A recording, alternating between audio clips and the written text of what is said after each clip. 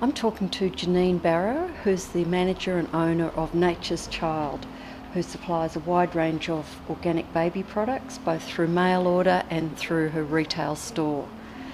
So, Jannine, tell me about your business and your journey as a sustainable retailer. I think when I started, I didn't know I was a sustainable retailer. I just had a passion and I knew I wanted to start a business providing products that weren't currently available. The term sustainability probably came into it 2 or 3 years after what we were doing. So then it was a matter of us turning around and saying, oh, we're a sustainable retailer, okay.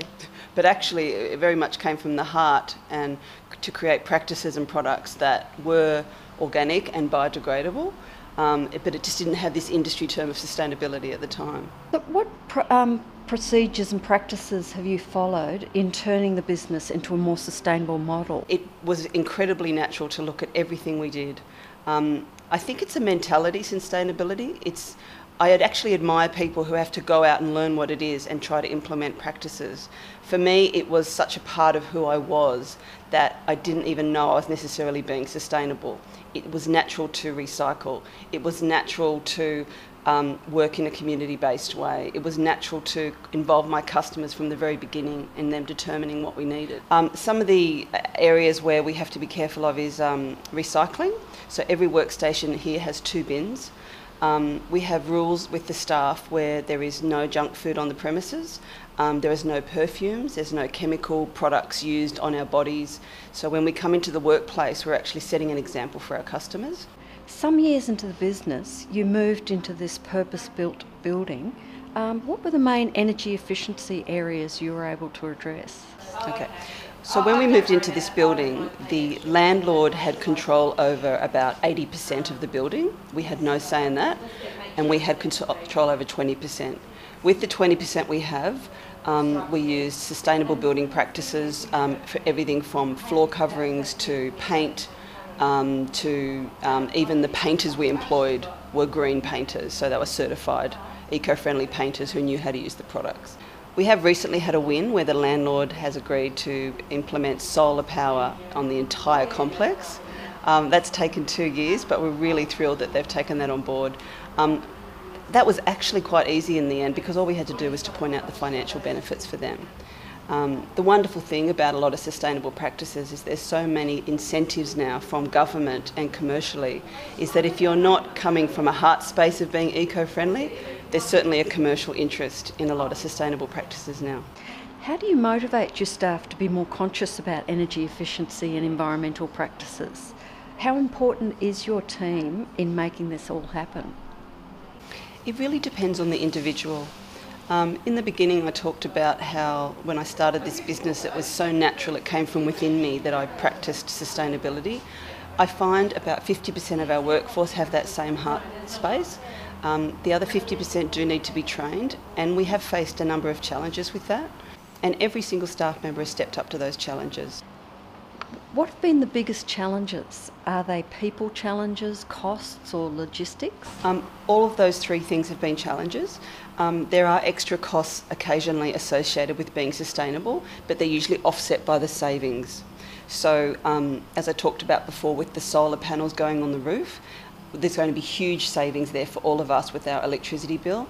So if you look at it that way, it offsets the extra you might pay for post-consumer recycled paper. So it's really important to communicate what you're doing with your customers about, so they know you're being environmentally friendly. So we use boxes like this sometimes, and some people may get this box and initially go, oh, it's an old box. But as soon as they see our message of that we proudly use recycled packaging, it completely changes their perception of why they're getting what they're getting.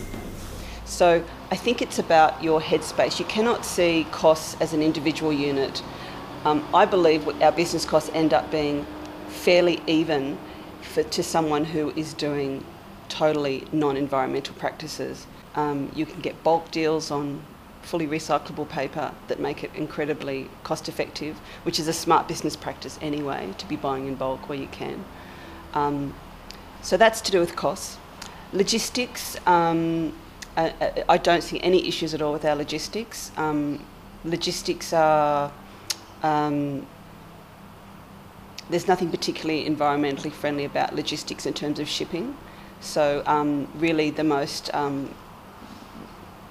the the most sustainable thing we can contribute to in terms of logistics is just to creating really good relationships with all our suppliers and shipping companies. Every action we take produces a ripple effect, whether it's in the community, in the customers, in the environment. What have you noticed from running this kind of business? Well, I guess the most satisfying ripple effect is with people.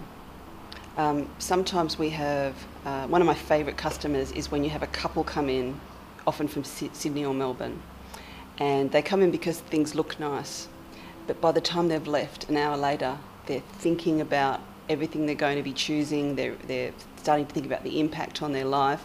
If people are open enough, it's amazing how a conversation with us can really tap into that and very quickly turn their attitudes.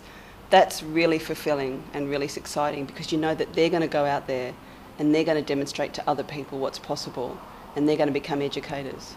So I guess that's our biggest goal, is to create educators from our customers who go out and then educate again. So people is a huge ripple effect. Environmentally, a huge ripple effect that no one really sees here, because they come in, they see cute clothes, they see nice nappies, they hear that it's organic cotton. But what I know is that that means there's farmers out there getting enough work that are working pesticide free. There's factories that have no pesticides in the actual factory, because we have a very strict certification process where our products are also made in a certified organic factory, which means they're not contaminated by non-organic goods. That the people who are employed are paid a fair wage. And so by the time it gets here looking pretty in a box, there's a massive ripple effect that a lot of people have not even thought of. But that's a huge underlying aspect of what we do in the products we create. Thank you very much, Jannine, for talking with us today. It's been my pleasure. Thanks for visiting Nature's Child today.